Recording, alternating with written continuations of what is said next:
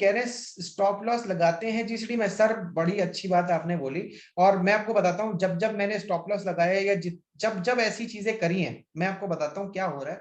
आपकी ट्रेडिंग की एंट्री और एग्जिट जो भी होते हैं वो सारे ऑपरेटर्स की नजर में रहते हैं, ठीक है। अभी जीरोडा या कुछ लोग देने लग गए हैं 20 की लैडर, आप देख सकते हो इन डिटेल अंदर तक, बट इन जनरल ऐसा होता नहीं था पहले, ठीक है। और जब पहले नहीं होता था तो आपको भी नहीं पता होता था कितने बायर और कितने सेलर खड़े हैं, वो 5-5 आपको दिखते थे बायर सेलर, ठीक है। अब यहाँ पे क्या हो रहा है कि आपकी सारी पोजीशन बंदों को पता है, जो आप पोजीशन क्रिएट कर रहे हो, ठीक है। उन्हें पता है कि आपने कितने पे करी, कितने पे करी, 505 पे करी। अब उन्हें ये पता है कि स्टॉक को 510 पे चला गया, गलती से चला गया मान लो, ठीक है। अब वो ये जानते हैं कि यार इसको मेरे को हटाना है, ये इस स्टॉक को तो मैं ले जाऊंगा 600, मगर इस बंदे को हटाऊंगा, और ये हर बार वो कर रहे हैं रिटेलर्स के साथ। तो सबसे पहले वो आपका स्टॉप लॉस काटेंगे, ठीक है, 505 पे आएंगे, 504 तक ट्रेड करेंगे या उसके भी नीचे ले जाएंगे, और फिर आप एग्जिट करोगे, उसके बाद वो ऊपर ले जाएंगे। तो इसका मतलब क्या हुआ, हमारी पोजीशन उनकी नजर में आ गई, ठीक है। अब इससे बचने का तरीका क्या है वो आपको बता।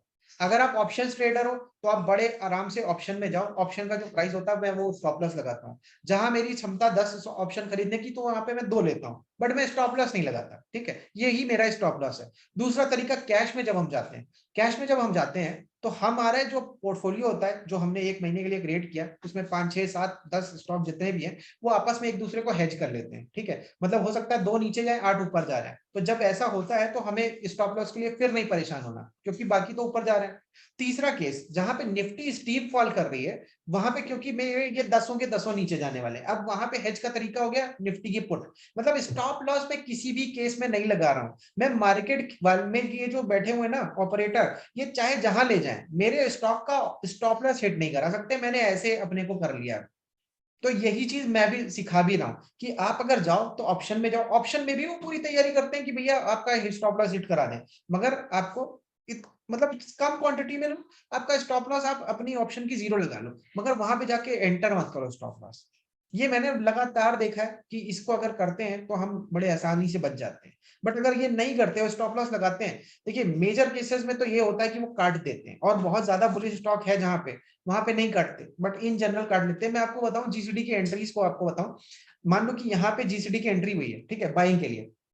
स्टॉक को कई बार मैंने देखा है, पहले नीचे जाता है, ठीक है, अब आपने स्टॉप लॉस लगाया उसको तो काट देगा, ठीक है, कई बार देखा है मैंने, एक बार नहीं देखा। उसके बाद में फिर वो अपना टारगेट पूरा करता है। और हम इस चीज को अगर सोचे कि जो नीचे गए वहां जाके एंट्री कर ले, तो वो होता नहीं। थोड़े से टेक्निकल आप लगा के हो सकता है अपनी एंट्री को ऑप्टिमाइज कर लो, बट वो चीज होती नहीं। जिस डेट पे हमारी एंट्री आ रही है, हमको उसी जगह पे एंट्री करनी ही है। और ये जब हम करते हैं तो हमारे कई बार अच्छे स्टॉक से रिटर्न मिलते हैं, तो हम उस चीज को भी डिले नहीं कर सकते। तो अल्टीमेटली मैंने आपको इन शॉर्ट मतलब कह लो थोड़ा सा डिटेल में ही बता दिया कि स्टॉप लॉस वाला केस यहाँ पे अलग तरीके से चल रहा है बट इनविजिबल है, ठीक है।